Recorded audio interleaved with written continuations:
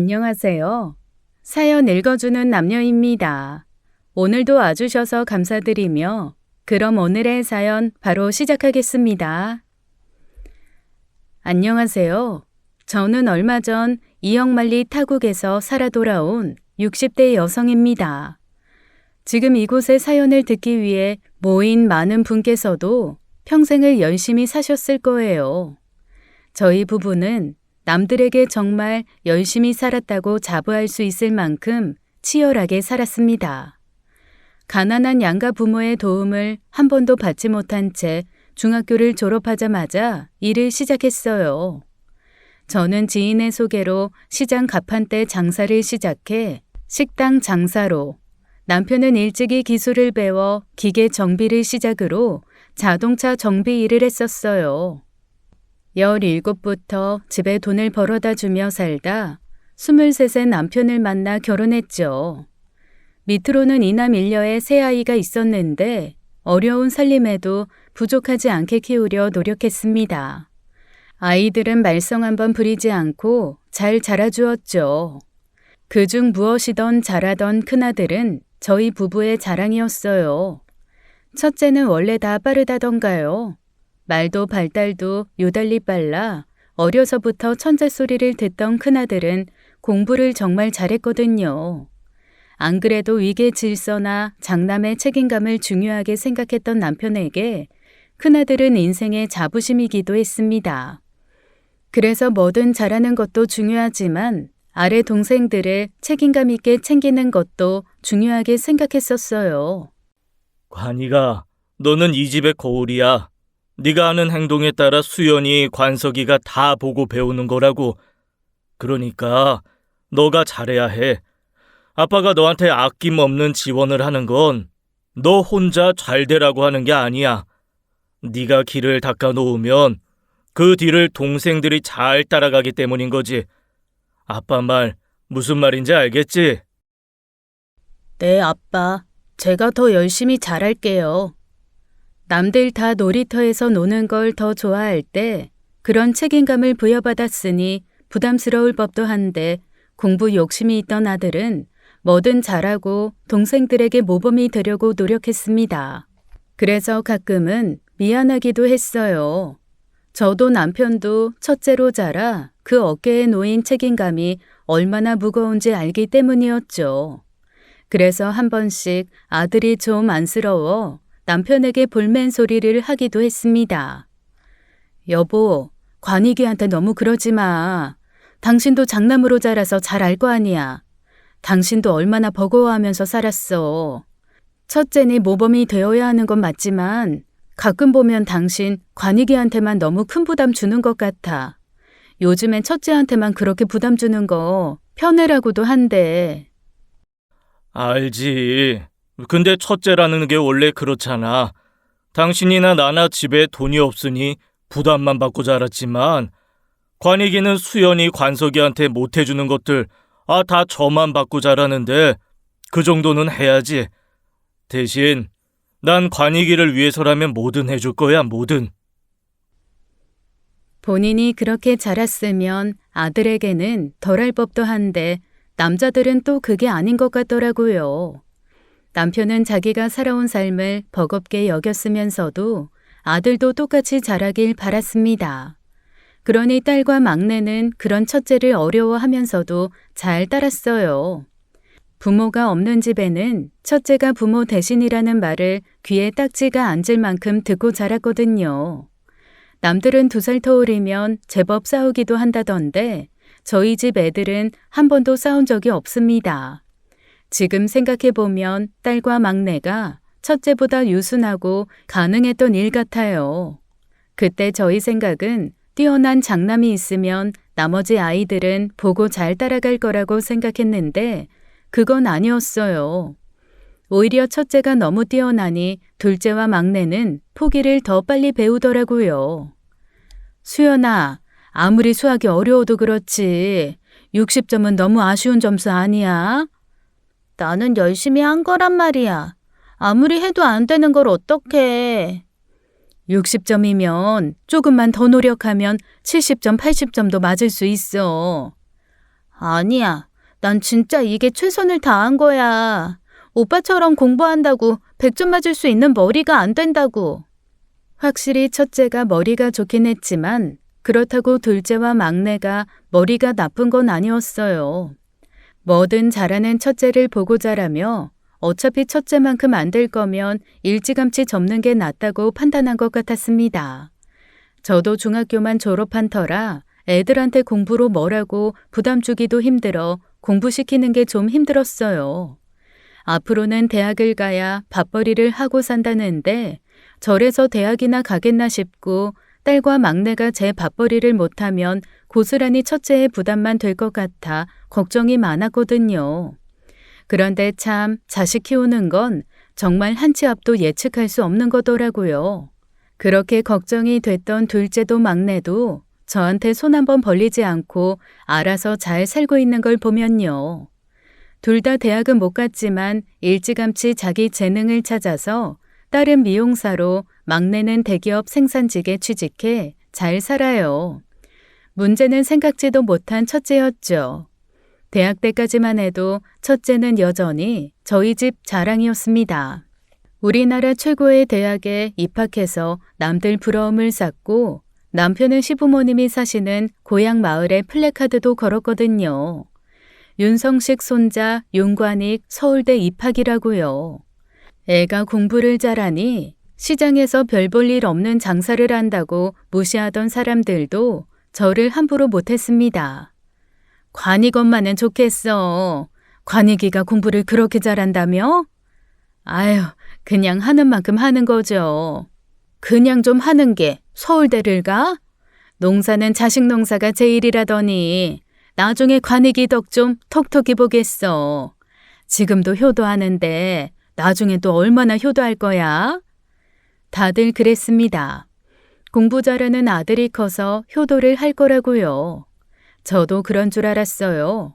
가장 뛰어나 가장 많은 지원을 받고 자란 아들은 영원한 제 자부심이자 자랑일 줄만 알았지만 그게 아니었죠. 첫째가 군대에 있을 때의 일이었습니다. 남편이 암판정을 받은 거예요.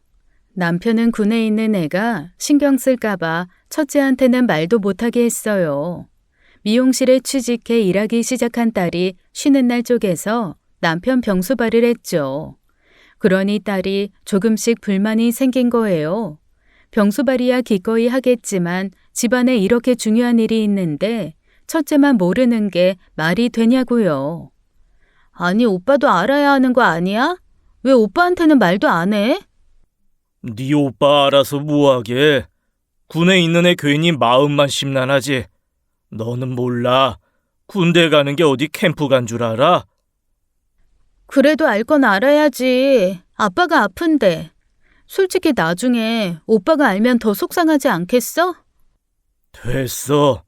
괜히 마음 쓰게 하지 마.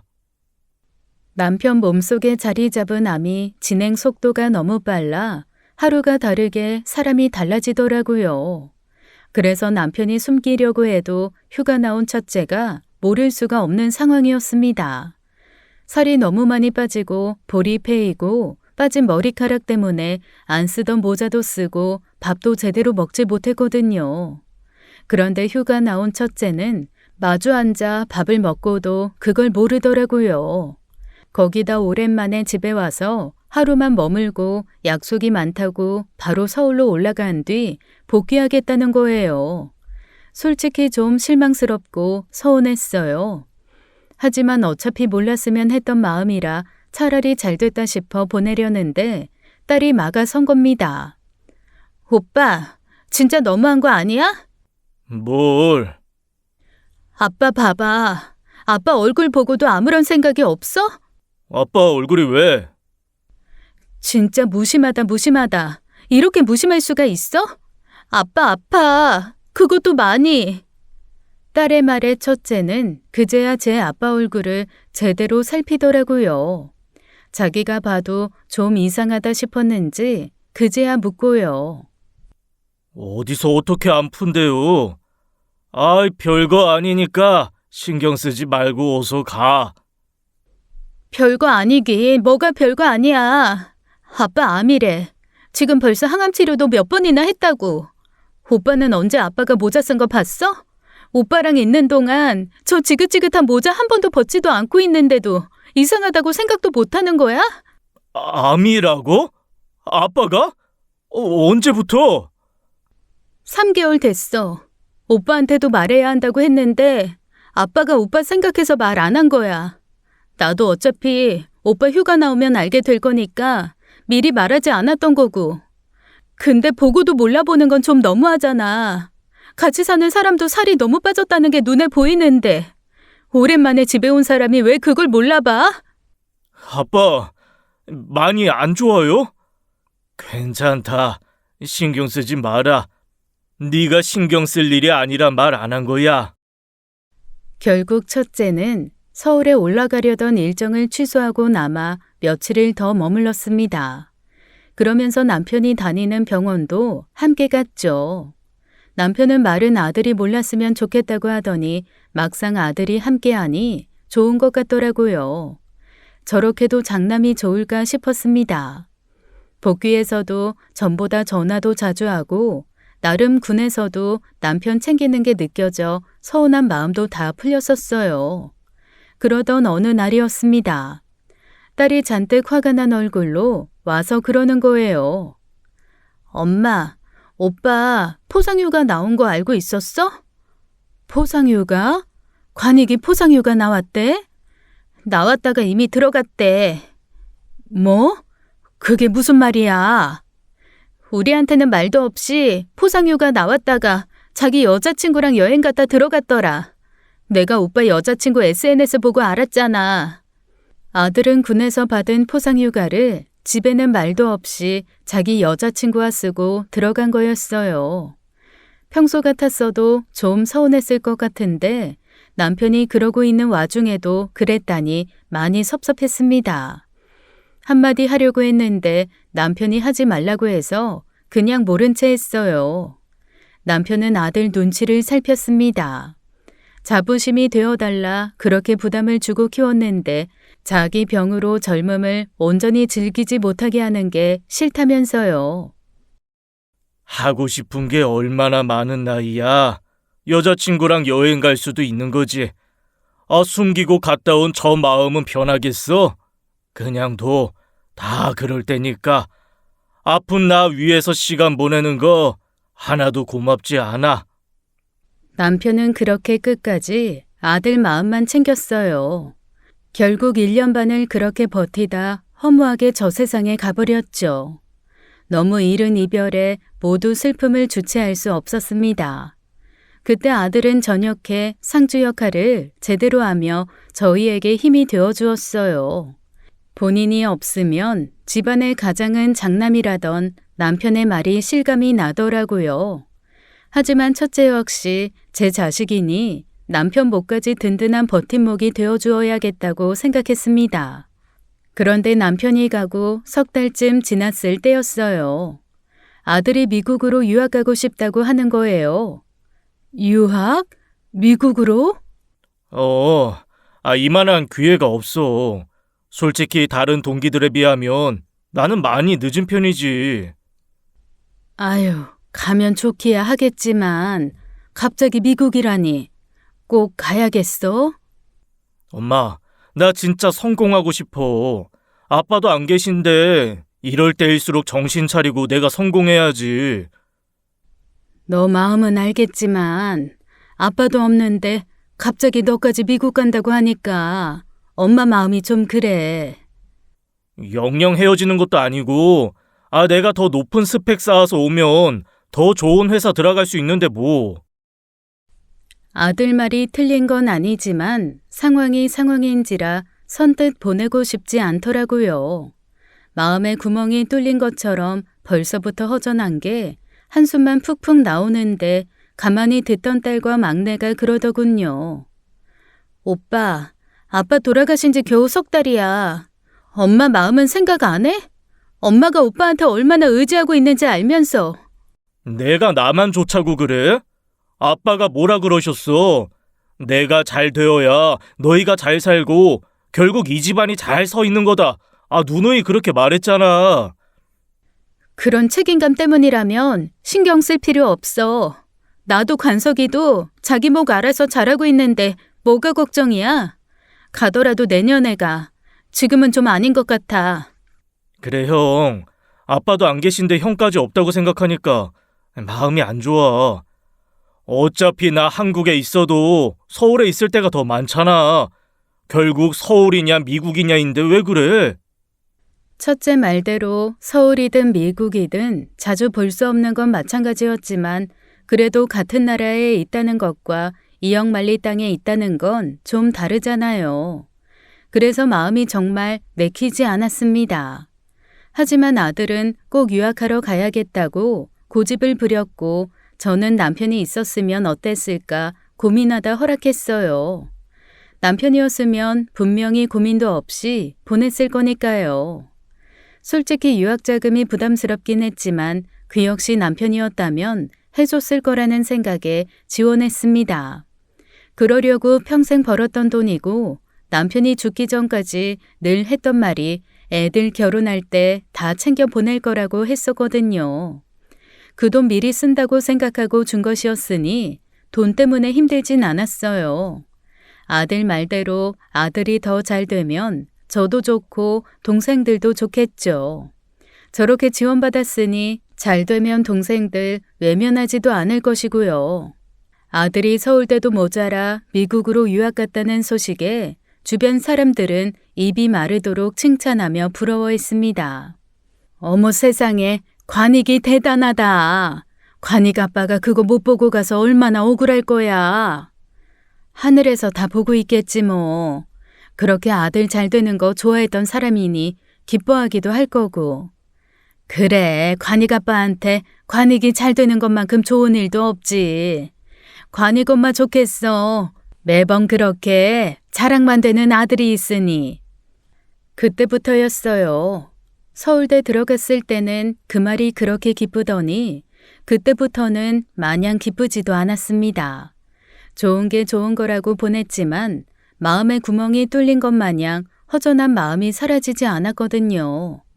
그래도 생각해보면 남편이 없는데도 첫째는 유학가 어려운 길을 개척해 나가고 있고 둘째는 미용사로서 승승장구하고 막내도 힘든 일하며 돈 잘 벌어오니 그것도 다 복이었어요. 달리 생각하면 남편이 그렇게 빨리 간 게 아쉽고 서글픈 일이지 자식들은 나름 잘 되고 있었으니까요. 저도 차츰 마음의 안정을 찾아가며 먼저 간 남편에게 애들 좀 잘 봐달라 그렇게 기도하는 나날을 보내게 되었죠. 엄마, 나 내일 쉬는 날인데 같이 쇼핑이나 가자. 엄마 겨울 잠바도 새로 사고. 겨울 잠바? 있는데 뭐하러. 아유, 그거 좀 버려. 돈이 없는 것도 아니면서 잠바 하나를 10년을 넘게 입어? 나 그거 초등학교 때부터 본 것 같은데. 그러지 말고 요즘 유행하는 걸로 하나 사자. 돈도 써야 버는 맛이 있지. 버는 족족이 그렇게 오빠한테 보내면 무슨 재미로 살아? 내가 무슨 돈을 보낸다고? 내가 몰라? 뻔하지. 오빠 돈 보내달라고 할 때마다 엄마 그날 번 거 다 보내주잖아. 다 쓸 데가 있다고 하니까 그런 거지. 그냥 구경이나 가 그럼. 겨울 잠바는 필요 없어. 딸은 제발 힘들게 번 돈을 저를 위해 쓰라고 했지만 부모 마음이 원래 그렇잖아요. 한 푼이라도 덜 쓰면 내 자식이 좀 편하게 살까 싶어 선뜻 10,000원 한 장 쓰기 아까운 거요. 그게 오랜 습관이 돼서 그런지 아들이 있건 없건 저를 위해 쓰는 돈은 계속 아끼게 되더라고요. 물론 딸 말대로 한 번씩 아들이 돈이 없다고 하면 보내는 돈이 있긴 했지만 생활에 문제가 될 정도는 아니었어요. 진짜 문제가 되기 시작한 건 아들이 미국살이를 결정했을 때부터였죠. 이만하면 한국으로 돌아올 때가 됐다 싶어 그날만 손꼽아 기다리고 있었습니다.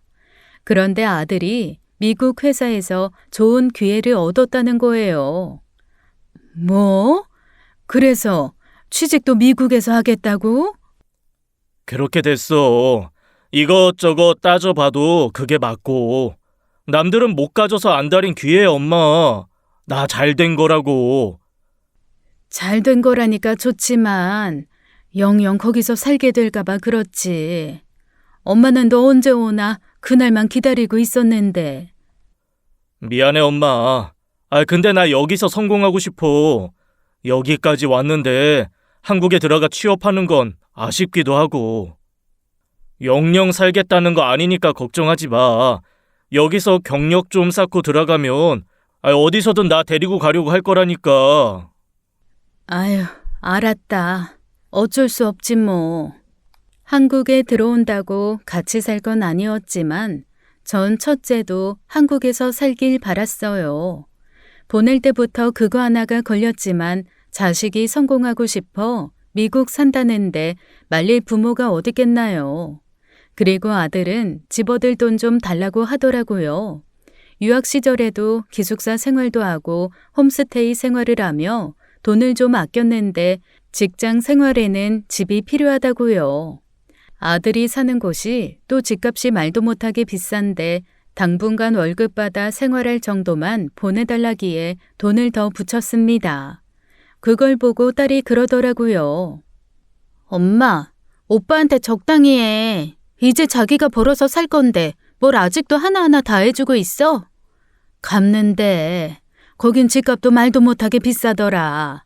어지간한 사람은 미국에서 살지도 못하겠어. 지금은 인턴이라 받는 돈도 많지 않다는데 어떻게 해줄 수 있으면 해줘야지. 뭐든 적당히가 중요한 거야. 적당히. 내가 보기엔 오빠 가져갈 만큼 충분히 가져갔어. 오빠 한국에 올 것 같지도 않은데 나중에 괜히 너무 쏟아부었다 후회하지 말고 엄마한테도 좀 써. 어? 자식한테 쓰는 돈에 후회하는 부모가 어딨어? 너한테도 생활비 하나 안 받잖아. 대신 나는 어버이날이나 엄마 생일에 크게 쏘잖아. 아니야? 오빠는 엄마 생일에 전화 한 통이면 된다고 하면서. 누가 너더러 돈 달랬어? 그럼 너도 주지 마. 주고서 생색이야 기집애는. 딸 하나 열아들 안 부럽다는 말이 딱 우리 딸 두고 하는 말이었거든요. 맨날 붙어 살다 보니 말이야 거칠게 해도 저도 딸도 서로 무척 의지하고 살았죠. 그러니 가장 옆에서 제가 미국 간 장남에게 하는 걸 누구보다도 잘 알고 있었기에 하는 말이었습니다. 그렇게 장남이 1년 정도 미국에서 취직 생활을 했을 거예요. 처음 내줬던 집세도 갚고 생일이며 명절에 못 와서 미안하다고 돈도 많이 붙이더라고요. 돈은 됐고 얼굴이나 좀 봤으면 좋겠다 싶던 차에 3년 만에 아들이 귀국한 거예요. 저한테는 그날이 생일이고 명절이었죠. 아들 좋아한다는 음식 잔뜩 쌓아놓고 내 새끼 삼시세끼 뭘 먹일까 행복한 고민을 하고 있었습니다. 그런데 한국에 들어온 아들이 한 말에 세상이 다 무너지는 것 같더라고요. 결혼? 미국에서 결혼하겠다는 거야? 그 사람도 내일 모레 들어오기로 했어. 어때 내 서프라이즈? 서프라이즈는 무슨? 오빠, 그럼 뭐야? 미국에서 계속 산다는 거야? 아무래도 그래야지. 직장도 자리 잡았고 결혼할 사람이 교포거든. 그게 뭐야? 엄마 오빠 들어오기만을 손꼽아 기다린 거 몰라? 나도 처음부터 그러고 싶었던 거 아니야. 근데 지금 직장에서도 제대로 인정받고 능력 있는 여자 만나 결혼하게 된 건데 그럼 어떡해? 엄마, 나 그냥 결혼하지 말고 한국에 들어와 살아? 한국에 들어오면 당장 일자리도 새로 구해야 하고 처음부터 다시 시작해야 하는데. 처음엔 그러겠다고 했잖아. 그랬지. 근데 그건 내가 그 회사에서 이렇게까지 인정받게 될 줄 몰랐을 때 이야기고. 엄마, 그 사람 진짜 좋은 사람이야. 내가 오죽했으면 6개월 만나보고 결혼 결심했겠어. 그 여자 놓치면 나 두고두고 후회할 것 같아. 그렇게 좋은 애면 결혼이야 하면 되지만은 한국에서 살 수는 없는 거야? 나랑 걔가 미국에서 버는 돈이 얼만데. 엄마, 내가 돈 많이 벌어서 집 사서 엄마 모셔갈게. 나중에 나랑 같이 살아, 어? 웃기네. 그런 말 누가 못해? 야, 윤수연. 너는 왜 아까부터 어깃장이야? 못 본 사이에 너 좀 변했다? 왜? 아빠 살아있을 때처럼 대접 안 해주니까 얼떨떨해? 그땐 내가 아빠랑 오빠한테 속은 거지. 아빠가 뭐랬어? 이 집에 아빠 없으면 가정은 오빠다. 그렇게 말했는데 정작 오빠 아빠 가고 나서 가정 역할 한 게 뭐 있어? 오빠는 엄마 디스크로 입원했던 것도 모르지? 아휴, 그런 이야기를 뭐하러 해. 자식 노릇은 다 나랑 관석이한테 맡겨놓고 저만 잘 살겠다고? 야, 말은 바로 하자. 우리 셋 중에 자식 노릇 제일 잘한 건 나지. 너는 엄마 아빠 자랑이 되어본 적 있어? 엄마도 아빠도 나 데리고 다닐 때 제일 좋아하셨잖아. 솔직히 틀린 말은 아니었습니다. 공부 잘해 서울대 들어가 미국 유학까지 갔다 온 아들이니 남들한테 내세우기 좋은 건 사실이었어요. 하지만 생각해보면 그래서 그게 제일이냐 묻는다면 그건 대답하기 힘들었습니다. 저 아플 때, 힘들 때 함께 해준 건 딸과 막내고 소소한 일상을 함께 보내며 시간을 보내는 것도 장남이 아니었으니까요. 그래, 너 잘났다, 너 잘났어. 뭐? 너? 야! 아휴, 그만들 좀 해. 오랜만에 만나서 뭐들하는 거야. 네 아버지 참 좋아하시겠다. 아주 기뻐 춤을 추겠어. 저는 괜히 거실 한쪽에 놓인 남편 사진을 바라보며 그랬습니다. 딸이 하는 말이 틀린 게 하나 없다고 생각하면서도 딸 편을 들지 못했어요. 그 뒤 아들 말대로 정말로 며느리가 될 아이도 들어왔죠. 그 애는 교포로 어렸을 때부터 미국에 가서 살아 한국에는 20년 만에 온 거라고 하더라고요. 말은 결혼한다고 인사하러 왔다고 하는데 모처럼 긴 휴가를 받아 한국에 왔다고 여기저기 관광하러 다니기 바빴어요. 저들끼리 둘이 미국 가서 살 거면 한국에 있을 때는 같이 시간 보내면서 좀 알아갔으면 싶은데 그런 것도 없었죠. 아들 결혼이니 경사인데 속이 편치 않더라고요. 엄마, 왜 밥을 먹다 말아? 또 속이 안 좋아? 아휴, 그냥 더워서 그런가 넘어가질 않네. 웬 더위 타령? 오빠 때문이면서. 하여튼 자식 새끼 키워봤자 하나 소용없다는 말이 딱이지. 너는 오빠한테 자식 새끼라니 말을 왜 그렇게 해? 전엔 안 그러더니 왜 관익이를 만만하게 보고 그런 식으로 이야기를 해. 괜히 얼굴이나 붉히고. 엄마가 내가 참을 것까지 다 참고 사니까 나라도 터뜨려주는 거 아니야. 내가 엄마 몰라? 솔직히 엄마도 오빠한테 서운한 것도 많고 안 갔으면 싶으면서. 그리고 봐. 모처럼 한국에 들어왔으면 엄마 모시고 시간 보낼 생각을 해야지. 벌써부터 자기 마누라만 싸고 도는 거. 그리고 예비 며느리 빨래는 또 왜 해줘? 왜? 그럼 식구들 빨래 다 하는데 걔 거만 빼? 아휴, 속 시끄러우니까 그만 좀 해. 딸에게 제 속을 다 들킨 것만 같아 일부러 자리를 피했습니다. 자기가 그런 인생을 살겠다고 결정했다는데 제가 더 뭘 하겠어요. 다만 결혼식을 미국에서만 하겠다는 거 한국에서도 해야 한다고 고집부린 거 그거 하나입니다. 제일 잘된 자식이 자식 노릇하는 게 얼굴 내세워 부모 면 세워주는 거면 결혼식에도 하객 불러다 자랑해야 하잖아요. 그런데 아들은 원하는 게 따로 있었어요. 결혼해 미국에서 살 집이 필요하다고 돈을 좀 달라는 것이었죠. 돈이라니? 지금 사는 집 있잖아. 그 집을 신혼집으로 쓰긴 좀 힘들지. 어차피 아빠 살아있을 때 우리 결혼할 때 주겠다고 따로 빼둔 돈 있잖아. 그거야. 너가 한국에서 지냈을 때 이야기지. 너 미국 유학한다고 갖다 쓴 돈이 얼만 줄 몰라? 이미 너한테 줄 돈, 그 돈 준다고 생각하고 다 준 거야. 뭐? 아니, 아빠 보험금도 있을 거고 엄마도 돈 벌었잖아. 근데 나한테 말도 없이 그 돈을 건드린 거야? 아, 진짜. 오빠 진짜 해도 해도 너무한 거 아니야? 엄마가 무슨 ATM기야? 오빠가 말만 하면 돈 뱉어내게. ATM기면 자기 돈이나 넣어놓고 그 돈 찾는 거지. 오빠는 그동안 엄마한테 돈 얼마나 줬다고 이제 하다 미국 신혼집까지 해달래? 해달라는 게 아니라 도와달라는 거잖아. 나는 정당하게 아빠가 주기로 한 그 돈을 요구한 거고. 그러면 오빠 미국 유학생활에 들어간 돈 다 내놔. 그러면 엄마가 주겠지. 그래야 계산이 맞는 거 아니야? 너 돈 나가냐? 너한테 돈 달래? 왜 자꾸 끼어들어 너는? 아, 엄마, 말 좀 해봐. 진짜 답답해 죽겠네. 지금까지는 아들이 해달란 대로 다 해줬지만 그 이상은 저도 내키지 않았습니다.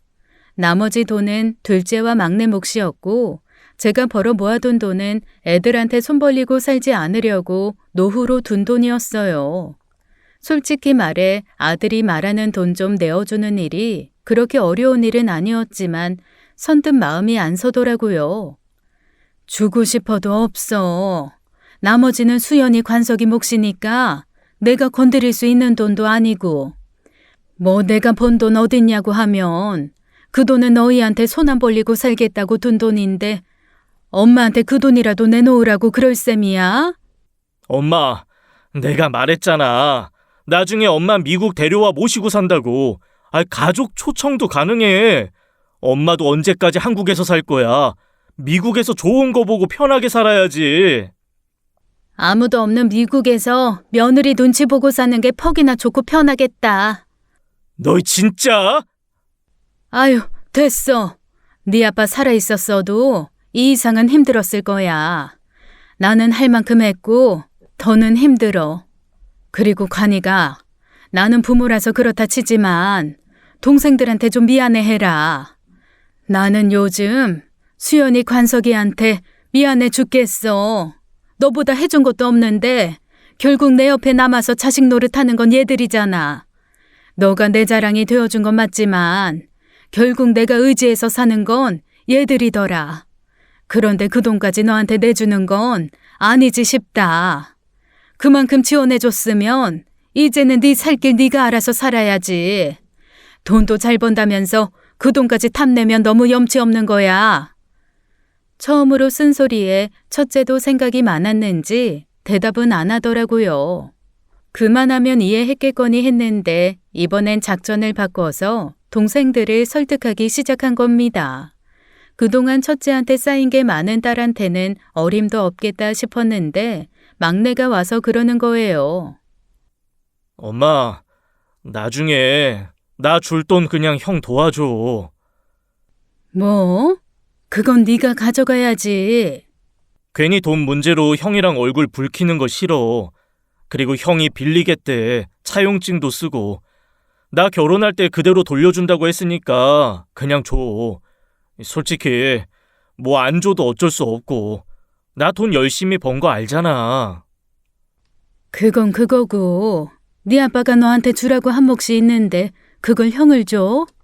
아빠 하늘에서 보면서 얼마나 속상하시겠어.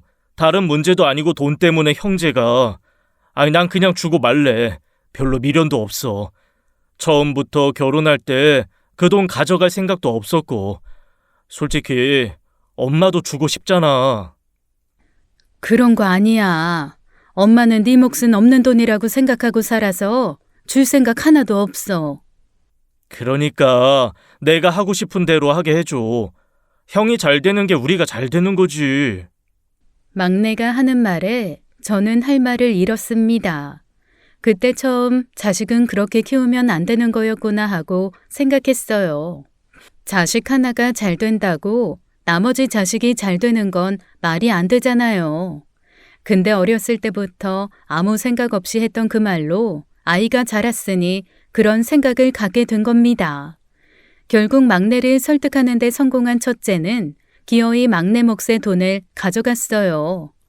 차용증도 쓰고 꼭 갚겠다, 고맙다 인사치레는 다 했지만 저는 마음이 편치 않았습니다. 그래서 나중에 돌려주지 않더라도 막내 몫은 챙겨줘야겠다고 마음먹었죠. 그래도 우애가 좋아 다행이다 넘어간 게 화근이 되더라고요. 그렇게 다 내주고 키운 대가가 말도 못하게 혹독한 결과로 돌아올 줄은 꿈에도 몰랐고요. 무사히 첫째 결혼을 시키고 2년 뒤에 딸도 결혼했어요. 이제 막내만 보내면 될 무렵 문제가 터진 겁니다. 결혼 앞두고 막내가 전세 사기를 당해 그동안 모은 돈 대부분을 잃은 거예요. 고등학교 졸업하자마자 그 힘든 3교대 일을 10년을 하며 힘들게 번 돈이었어요. 사기꾼은 잡아도 돈은 못 찾는다고 하니 속이 타들어가더라고요.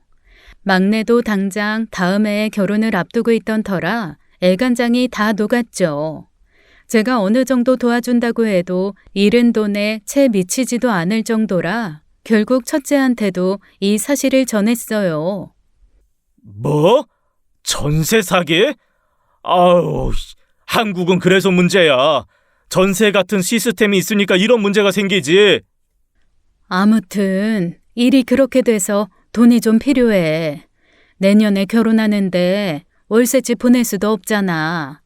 지금 관석이 속도 말이 아닐 건데. 평생 벌어 남 좋은 일만 시켰으니 오죽하겠어? 그러니까 너 전에 관석이 몫으로 가져간 그 돈 얼른 좀 줘라. 어? 아이, 근데 엄마, 나도 당장 그렇게 큰 돈을 마련하는 게 쉽지는 않지. 이제 와서 그렇게 얘기하면 어떡해. 너 관석이한테 차용증도 다 썼다며. 그렇긴 한데 이렇게 갑자기 달라고 할 줄은 몰랐지. 나한테도 시간을 좀 줘. 시간이 얼마나 필요한데? 글쎄, 아니 내가 일단 되는 대로 보내볼 테니까 엄마는 신경 쓰지 마. 내가 관석이랑 이야기해볼게. 첫째가 그렇게 이야기하기에 시간이 좀 걸려도 돈을 돌려주겠거니 했습니다. 막내한테도 형이 돈 준다고 했으니까 일단 그걸로 결혼식 올리자고 했고요. 저도 집 팔아 내어줄 작정을 하고 있었어요. 그런데 날이 갈수록 막내 얼굴이 말도 못하게 안 좋아지는 겁니다. 제 형이 돈도 보내고 있다고 하고 그 돈이면 이렇게 비관적인 상황도 아닌데 왜 저러나 했어요. 잃은 돈 때문에 속이 아파 그러나 싶었죠. 관서가 어떻게든 될 거야. 잃은 돈은 못 찾더라도 걱정하지 말고 엄마가 어떻게든 해줄게. 형도 돈 붙이고 있다면서 뭐가 그렇게 문제야. 형이 붙여준 돈? 그건 솔직히 말해서 도움도 안 돼. 도움이 안 된다니? 적지 않은 돈일 건데. 막내는 순웃음을 짓더니 휴대전화로 뭘 보여주더라고요. 보니까 첫째 아들이 붙인 돈 내역이었는데 그 금액이 정말 기가 막혔어요.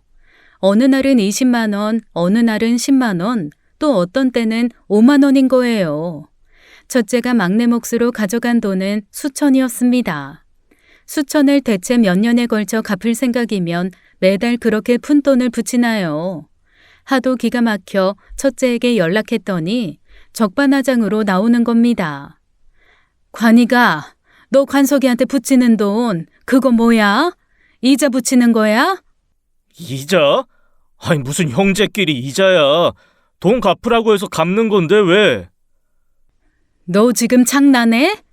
당장 결혼 앞두고 있는 애한테 10만 원, 20만 원이라니. 장난하는 것도 아니고 그게 뭐야? 너가 관석이한테 가져간 돈이 수천인데. 장난이라니.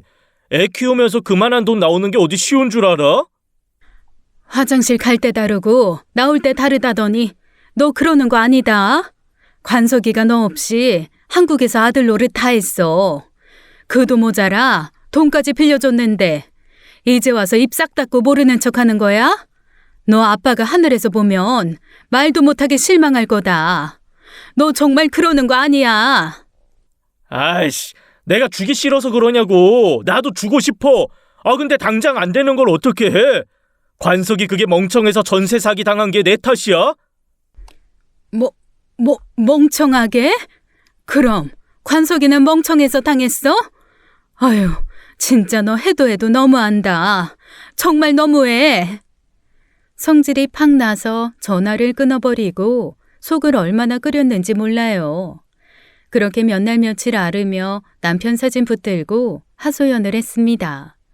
우리가 그렇게 자랑이라고 앞세워 키운 자식이 가장 이기적으로 자랐다고요. 이봐요, 관익이 아빠 보고 있어? 당신도 얼마나 기가 차겠어. 내어주면 내어준 만큼 되돌려 줄 줄 알았던 자식이 저만 잘 살겠다고 이억만리 미국 땅까지 가서 관석이 나 몰라라 할 줄 당신은 알았어? 나는 몰랐어. 알았으면 그렇게 안 키웠지. 알았으면 절대 그렇게 내버려 두지 않았지. 보다 못한 둘째가 얼마간 내주었어요. 사위도 어려울 때 돕고 사는 게 형제라며 성실한 처남 믿고 빌려주는 돈이니 부담 없이 쓰고 천천히 갚으라면서요. 그 마음이 얼마나 눈물나게 고마웠는지 모릅니다. 하지만 둘째 딸도 넘치고 여유 있게 사는 게 아닌데 막내가 어떻게 그 돈을 덥석 받겠어요. 몇 날 며칠을 그 돈을 두고 망설이더니 며느리 되라이와 찾아왔더라고요. 엄마, 염치 없는 건 아는데 우리 그냥 엄마랑 살면 안 될까? 뭐? 나랑? 돈 모아서 나갈 때까지만 엄마랑 같이 좀 살게. 진우 태어난 지 얼마 되지도 않았는데 누나한테 그렇게 큰 돈 받는 건 좀 아닌 것 같아. 나야 괜찮지. 나야 괜찮지만 송아 너는 괜찮겠어? 내가 시집살이 시킨다는 말이 아니라 그래도 시집이라 어려울 텐데. 괜찮아요, 어머니. 저는 어머니랑 사는 건 하나도 걱정 안 돼요. 오히려 맛있는 음식도 많이 해주시고 얼마나 잘 챙겨주세요. 근데 저희 때문에 괜히 어머님이 불편해지실까 봐. 아유, 아니다, 아니야. 내가 불편할 게 뭐가 있어. 나야 혼자 사는 것보다 훨씬 좋지. 그럼 엄마, 몇 년만 좀 신세 질게. 미안해. 미안해 할 게 뭐가 있어. 너 열심히 사는 거 다른 사람은 몰라도 엄마는 알아. 그러니까 눈치 보지 마. 집이라도 정리해야 하나 싶던 차에 합가 제안을 해서 문제가 해결됐죠. 상견례도 마치고 결혼 준비를 해나가던 어느 날이었습니다. 갑자기 첫째한테서 연락이 온 거예요. 그 일 이후로는 괘씸해서 연락도 하지 않고 있던 차였죠. 그런데 오랜만에 연락해 하는 말이 기가 차더라고요. 엄마, 관석이랑 같이 살기로 했다면서? 그래. 아니, 나도 그 이후로 한나 엄마랑 이야기해봤는데 그러지 말고 엄마 미국 오는 거 어때? 뭐? 미국? 같이 살아도 장남이랑 같이 사는 게 맞지. 막둥이랑 같이 사는 건 좀 그렇잖아. 이참에 집 정리해서 관석이 좀 주고 나머지는 나한테 줘. 내가 엄마 모시고 살게. 뭐? 집을 팔아서 주라고? 얘, 그게 어떻게 모시는 거니? 내가 너한테 돈을 주는 건데. 그냥 달라는 게 아니잖아. 아니, 내가 말을 못했는데 사실 내가 작년부터 사업 하나를 시작했거든. 근데 그게 좀 어려워. 그래서 관석이한테도 돈을 못 보낸 거야. 이참에 엄마도 식당이란 집 정리하고 관석이 살 길 마련해주면 좋잖아. 아니, 그리고 미국 와서 쉬고. 아들은 한국 생활을 정리해 미국으로 오라고 했습니다. 집도 식당도 다 팔고 막내한테 줄 만큼 주고 대신 나머지는 자기 달라는 거였어요. 예전 같았어도 그 말에 혹하진 않았을 텐데 아들한테 실망할 대로 실망한지라 눈꽃만큼도 구미가 당기지 않더군요. 오히려 속이 꼬일 대로 꼬였는지 그 말이 저를 위한 말이 아니라 다 돈 때문에 하는 말 같았어요. 일단 생각해보겠다고 한 후 전화를 끊고 딸에게 이야기하니 펄쩍 뛰더라고요. 미쳤네 미쳤어. 이제 하다 엄마 집까지 탐내는 거야? 엄마 갈 생각 아니지? 안 가. 내가 내 나라 너들 두고 어딜 가? 미국 가서 내가 뭘 편하게 산다고. 근데 엄마도 분해. 다른 사람도 아니고 관익이 저게 저렇게 못돼먹은 짓을 하니까 분해 죽겠어. 냅둬. 이제 미국에서 남처럼 살기로 작정한 모양인 오빠한테 뭘 기대해? 수연아, 엄마가 마음의 병이 있긴 하나 보다. 왜 이렇게 그냥 넘어가기가 싫으냐? 한 번씩 괘씸한 마음에 자다가도 벌떡벌떡 일어나. 알면 됐어. 괜한 기대 같은 것도 하지 말고 우리끼리 잘 살자. 아니야. 나 이대로는 못 넘어가겠어. 엄마, 미국 갈란다. 뭐? 미국을 가다니? 엄마 미쳤어? 영영 가겠다는 거 아니야. 똥인지 된장인지 한번 찍어 먹어보러 가는 거지. 그걸 꼭 찍어 먹어봐야 알아? 자식이잖아. 그래도 내 속에서 태어난 내 새끼인데 그래도 두 눈으로 저들 사는 것 좀 보면서 이해라도 해보고 싶은 거지. 아니면 마는 거고. 한식 없이 못 살고 내 나라 떠난다는 게 무서워 아들 미국 결혼식도 안 갔었어요. 그런데 벼랑간 어디서 그런 용기가 났는지 결심이 서더라고요. 그래서 아들에게 연락해서 미국으로 가겠다고 했습니다. 단 조건을 걸었죠. 일단 거기가 살만한지 가서 봐야겠다. 보고 내가 살만하다 싶으면 다시 돌아와서 정리해서 너 도와주마. 아, 왔다 갔다 비행기 값도 장난 아닌데 꼭 그래야겠어? 나 너한테 집 팔아서 주는 거야. 그만한 확인은 좀 필요하지 않겠어? 그러니까 비행기 값은 네가 내라.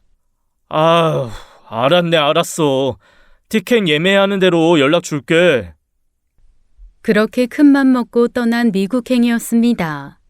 큰 기대를 안고 떠난 건 아니었지만 저에게 그렇게 큰 비극이 닥칠 줄은 꿈에도 생각 못했어요. 딸의 배웅을 받으며 처음으로 태평양을 건너 아들이 사는 곳에 도착했습니다. 사방이 낯선 외국인밖에 없는 타국 땅에 오니 덜컥 겁이 나서 괜히 왔나 싶더라고요. 가만히 있는데도 등 뒤로 식은땀이 흐르는 것 같았어요. 다행히 공항에 마중 나온 아들과 무사히 만나 집으로 갔죠. 아들 집이라고 도착한 곳에서 저는 깜짝 놀랐습니다. 그야말로 저택이더라고요. 알고 보니 결혼할 때 구했던 집은 임시 거처였고 저한테 따로 말도 없이 집을 마련해 이사를 했던 거예요. 넓은 마당에 수영장도 있었고 방이 자그마치 6개나 되는 2층짜리 집이더라고요.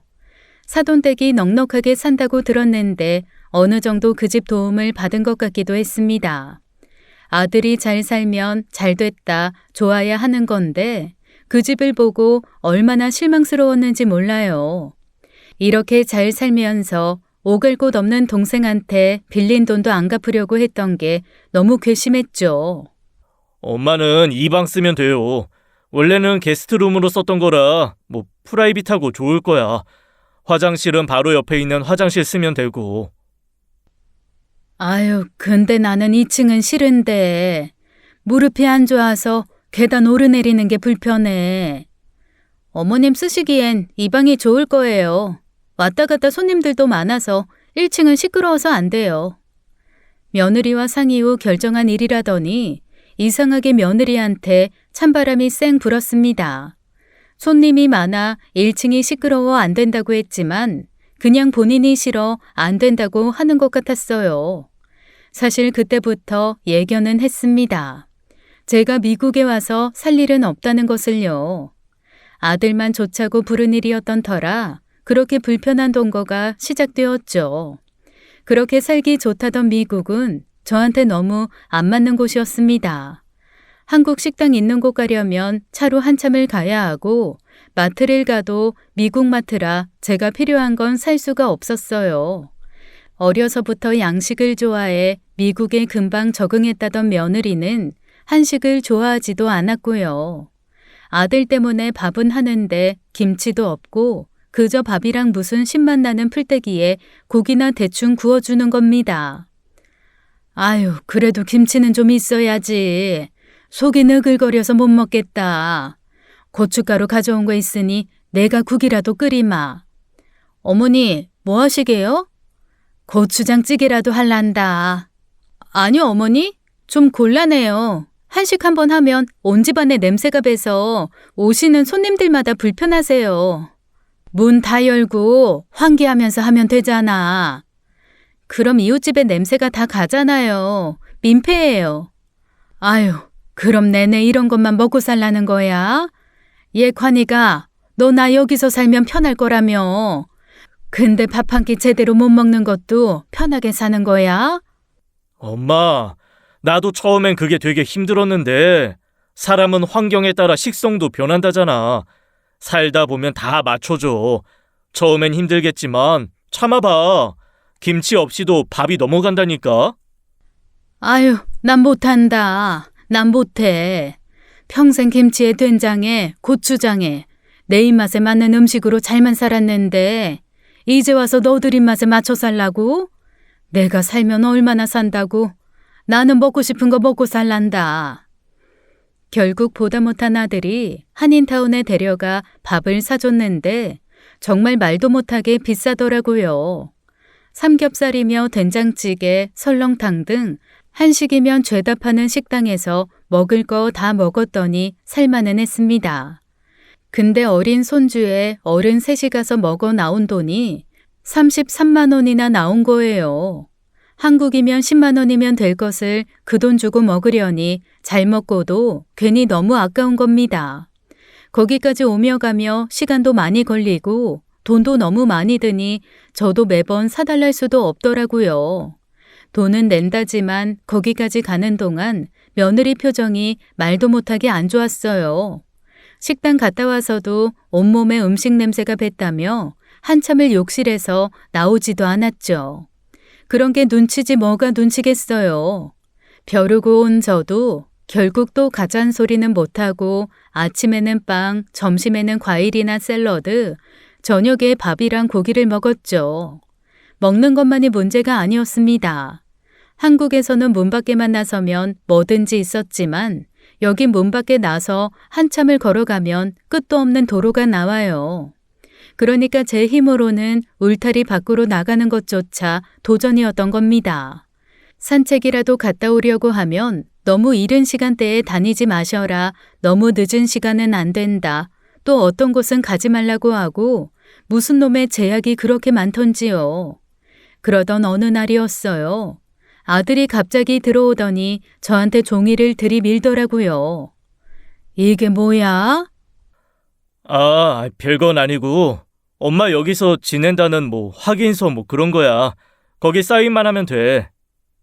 제 영어로 돼 있어서 뭔 말인지도 모르겠네. 여기다 하면 되는 거야? 아들이 내민 서류에 무심결에 한 그 사인 하나가 저희 모자의 운명을 갈라놓을 줄 몰랐죠. 그리고 그때 제가 혹시나 싶어 카메라로 찍어둔 그 사진이 제 목숨을 구할 거라는 것도요. 버텨볼 만큼은 버텨보려고 미국에 머문 지 한 달쯤 됐을 거예요. 할 일 없이 유튜브나 보면서 방에 있다가 좀이 쑤셔 밑으로 내려오면 며느리 손님들이 그렇게 와 있었어요. 제가 내려오면 기다렸다는 듯이 저를 쳐다보다가 뭐가 그렇게 웃긴지 저들끼리 막 웃더라고요. 저것들이 사람을 보고 웃기는? 탐탁치 않았지만 죄다 노란 머리에 까만 얼굴에 제가 뭐 어떻게 해볼 수 있는 사람이 아니라 그냥 지나쳤고요. 그런데 그런 일들이 하루 이틀 지나다 보니 영 거슬리고 신경이 쓰이더라고요. 며느리는 인상을 찌푸리고 한마디씩 하는 말에 그 여자들은 박장대소를 하면서요. 딸한테 그 이야기를 했더니 한 번은 전화한 상태에서 그것 좀 들려달라고 하더라고요. 자주 오는 단골 중에 호주에서 살다 온 사람이 있어 영어를 좀 하니까 무슨 말인지 알아보겠다면서요. 그래서 딸이 시키는 대로 며느리 친구가 모여 이야기할 때 부엌으로 내려와 빵을 먹는 척하면서 걸린 전화를 테이블에 놓고 지켜봤어요. 그러고 나서 나중에 방에 올라가 대체 뭔 소리냐고 물으니 딸이 그러는 겁니다. 엄마, 새언니 진짜 나쁜 사람이야. 그러지 말고 얼른 와. 왜? 뭐라고 하는데? 내 욕해? 욕 정도가 아니라더라. 그 사람들이 들으면서 자꾸 내 눈치 살피다가 제일 먼저 한 얘기도 그거였어. 얼른 오시라고 하라고. 거기 있다간 무슨 일 당할지 모르겠다고. 아니 대체 뭔 소리를 했길래 그래? 자기가 사는 데가 총기 합법이라 얼마나 다행인지 모르겠대. 엄마 산책한다고 나가는 동안 어디서 총소리라도 나면 좋겠다고. 왜 이 동네 인종차별주의자들은 한국에서 온 김치 냄새 나는 할머니를 가만히 두는지 모르겠다더래. 뭐야? 진짜 내가 그 말 듣는데 열불이 뻗쳐서 그런 소리 하는데도 그냥 가만히 있을 거야? 그날 딸이 해석해준 며느리 말은 그게 전부가 아니었어요. 된장도 김치도 못 먹게 하는데 지나갈 때마다 그 자리에 김치 카펫이라도 깔아놓은 것처럼 구역질 나더라. 한국에는 김치만 보관하는 냉장고도 있는데 자긴 2층 게스트룸을 거대한 김치 냉장고라고 생각하기로 했다. 우리 집이 그렇게 거대한 김치 냉장고가 있다는 걸 너네가 양해해줬으면 좋겠다. 그런 이야기였어요. 저는 그 말을 그냥 못 들은 채 하고 넘어갈 수 없었습니다. 그날 저녁 아들이 내려왔을 때 자동 녹음이 된 그날 전화를 들려줬어요. 식탁에서 영문도 모른 채 자기 목소리가 나오는 제 전화를 보고 며느리는 오마이갓 하며 저를 질렸다는 듯 쳐다보더라고요. 아들도 가만히 듣다가 며느리를 빤히 쳐다보더니 듣다 말고 휴대전화를 끄는 거예요. 왜 더 듣지 않고? 뒤에 더 기가 막힌 내용이 있다던데. 엄마, 지금 뭐 하는 거야?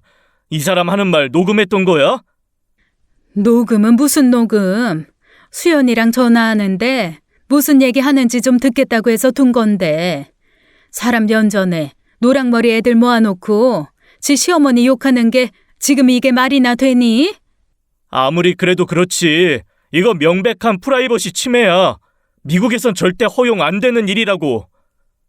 지금 그게 중요해? 유나야. 일단 한나 데리고 들어가 있어. 내가 해결할게. 그 말에 며느리는 거칠게 손주를 데리고 영어로 뭔가 쏟아내고 들어가더라고요.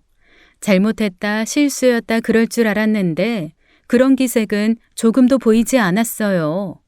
엄마, 내가 엄마 부른 거지만 그래도 저 사람 입장에선 갑자기 시어머니 모시고 살게 된 거잖아. 배려 좀 해주면 안 돼? 내가 배려를 안 한 게 뭐가 있어? 자기 집에 냄새 나는 거 싫대서 맨날 빵조각이나 뜯고 있는 네 엄마는 보이지도 않어? 너, 나 미국 오면 편하게 살 거라며. 나 모시고 산다더니 고작 이거야? 너, 내가 하루 종일 뭐 하는지 관심이나 있어? 말도 안 통하는 동네에서 고작 집 앞에 왔다 갔다. 그마저도 비 오면 나갈 수도 없고 텔레비전 틀면 온갖 꼬부랑 글씨에 꼬부랑 소리에 유튜브나 보면서 시간 때우는 게 미국 생활이면 나 안 하련다. 그 돈 아까워서 너 못 줘. 이제 와서 그러는 게 어딨어. 엄마가 돈 준다고 해서 내가 버려놓은 일이 있는데. 내가 언제 준다든? 있어보고 살만하면 준다고 했지. 그러길 잘했지. 또 네 말 믿고 덥석 돈부터 붙였으면 오도 가도 못한 신세에 내가 얼마나 처량했겠냐고. 아우씨! 아들은 분에 못 이겨 벌떡 일어나 영어로 거친 말을 쏟아냈습니다. 영어라곤 하이 쏘리밖에 모르는 제가 들어도 나쁜 말이라는 걸 알겠더라고요. 기가 막히기도 하고 서럽기도 해서 당장 공항에 데려다 달랬어요. 한국에 가겠다고요. 아들은 그런 저를 한없이 매섭게 쏘아보더니 방으로 들어가 버렸고요. 방에 들어와 가장 먼저 생각나는 건 딸이었는데 속상할까봐 연락도 못했습니다. 다음 날이 되자 아들이 거칠게 방문을 열더군요. 가요. 어딜? 한국 간다면서요. 공항 데려다 줄 테니까 가자고요. 그렇게 성질을 내는데 저도 확 성질이 나서 바쁘게 짐을 싸서 나왔어요. 며느리는 얼굴도 보이지 않더군요. 그렇게 공항으로 향하는 동안 아들은 한마디도 하지 않았습니다. 그리고 공항에 도착해서 제 짐을 내리더니 뒤도 안 돌아보고 먼저 가는 거예요. 쌍놈의 새끼가 애써 키워봐야 소용없구나. 너무 괘씸했죠. 공항 내 벤치에 옆에 짐을 두더니 또 저 혼자 어디로 가버리더라고요. 그때는 아들이 티켓이라도 사오는 줄 알았어요. 그런데 아무리 기다려도 안 오는 거예요. 사람이 많아서 못 오나 비행기는 몇 시길래 아직도 안 오나 슬슬 불안해졌죠. 하지만 아들이 해가 지도록 안 오는 것을 보고서야 저는 이놈이 그냥 갔구나, 나를 이 허허 벌판 같은 곳에 두고 그냥 가버렸구나 하는 걸 알게 되었죠. 아들에게 전화했지만 받지도 않고 얼마나 무서웠는지 모릅니다. 제가 한자리에 있자 누군가 제게 말을 걸어왔는데 말도 안 통하고 미쳐버리겠더라고요. 그제야 제가 왜 여기까지 왔을까, 딸 말처럼 그냥 무시할 것을 무슨 기대로 여기까지 왔나 후회했죠. 제가 눈물을 터뜨리자 주변 사람들이 더 모여들었고 어떻게 해야 할지 몰랐어요. 그때 기적처럼 그 많은 인파들 사이에서 한국어가 나오더라고요. 혹시 한국 분이세요? 예, 맞아요. 한국 사람이에요. 아이고, 아주머니, 무슨 일이시길래 여기서 혼자 이러고 계세요? 나 좀 도와줘요, 아가씨. 나 좀 살려줘. 저는 그야말로 벼랑 끝에서 귀인이라도 만난 것 같았어요. 자초지종을 들은 여자는 황당하다는 듯 제게 재차 사실인지 묻더니 제 핸드폰을 가져가 아들에게 연락을 시도했습니다. 하지만 여전히 아들은 받지 않았어요. 나중에 그 아가씨가 하는 말이 진짜 한국에 보낼 생각은 아니었을 거랍니다. 겁을 주고 나서 다시 데리고 올 생각이었을 거라는 거예요. 진짜 한국에 보낼 생각이었으면 티켓도 끊어줬을 거고 적어도 비행기는 태웠을 거라면서요. 그 말을 들으니 마음이 산산조각이 나는 것 같더라고요. 일단 그 아가씨가 괜찮으면 자기 집으로 가자고 해서 갔어요. 경찰 도움을 받을 순 있겠지만 그 상황이면 다시 쫓겨날 확률이 크니 일단 자기 집에 가서 대책을 세워보자고요. 그 아가씨가 저를 그렇게 선뜻 도움의 손길을 내밀며 필요한 것들을 내어줄 수 있었던 이유가 있었습니다. 그 아가씨 남편이 알고 보니 이민 전문 변호사라고 하더라고요. 이민 온 사람들을 상대로 여러 가지 범죄를 상대해 본 적이 있어 이런 경우를 종종 봤다면서요. 이런 못된 짓을 하는 사람들이 더 있다는 거예요? 그럼요. 자기 가족 불러다가 못된 짓 하는 사람도 굉장히 많아요. 가족 말만 믿고 넘어왔다가 가진 거 다 뺏기고 나가는 경우도 부지기수고, 아주머니처럼 나가는 방법을 몰라서 머물다가 불법 체류자 되는 경우도 많고요. 서류에 사인 한 장 잘못했다가 범죄자로 찍혀서 교도소 가는 경우도 많은데요, 뭐. 잠깐만요. 사인이요? 저는 문득 지난번 아들에게 해준 사인이 생각났습니다. 그래서 마침 그때 찍어둔 사진을 보여주니 엄청 심각한 표정이 되더라고요. 아주머니, 정말 아무것도 모르고 사인하신 거예요? 왜요? 나는 그냥 내가 아들 집에 머무르고 있다는 확인서라고 해서 한 건데. 여보, 이것 좀 봐봐. 여자는 제 핸드폰에 찍힌 영상을 자기 남편에게 보여주었어요. 둘은 잠옷 심각한 표정으로 대화를 주고받더니 저한테 그러더라고요. 아주머니, 아드님한테 당하신 거예요. 당했다니요? 그게 무슨 말이에요? 아무래도 아드님이 아주머니 이름으로 회사를 만든 것 같아요. 대개 이런 경우는 다른 가족 이름으로 페이퍼 컴퍼니를 세우고 불법을 저지르는 경우가 대부분이거든요. 아유, 말도 안 돼요. 그래도 내가 자기 엄마인데 내 이름으로 그런 짓을 했다고요? 일단 신고부터 해야 하는데 어떻게 하시겠어요? 이거 그대로 있다간 아주머니가 다 독박 쓰게 돼요. 탈세 문제가 될 수도 있고 어쩌면 불법 체류자 문제가 될 수도 있고요. 그렇게 되면 한국에 돌아가지 못할 수도 있어요. 안 돼요. 나 한국 가야 돼요. 나 한국 좀 보내줘요. 근데 신고해서 이 문제가 진짜 불법인 게 밝혀지면 아드님한테 큰 문제가 생길 수도 있는데 괜찮으시겠어요? 솔직히 말하면 전 아주머니가 됐다고 해도 신고할 생각이에요. 이건 도저히 제3자인 저도 그냥 넘어가기가 힘드네요. 신고하면 어떻게 되는데요? 조사받고 감옥 갈 확률이 크겠죠. 아무래도 저도 부모다 보니 그 지경이 됐는데도 망설여지긴 했습니다.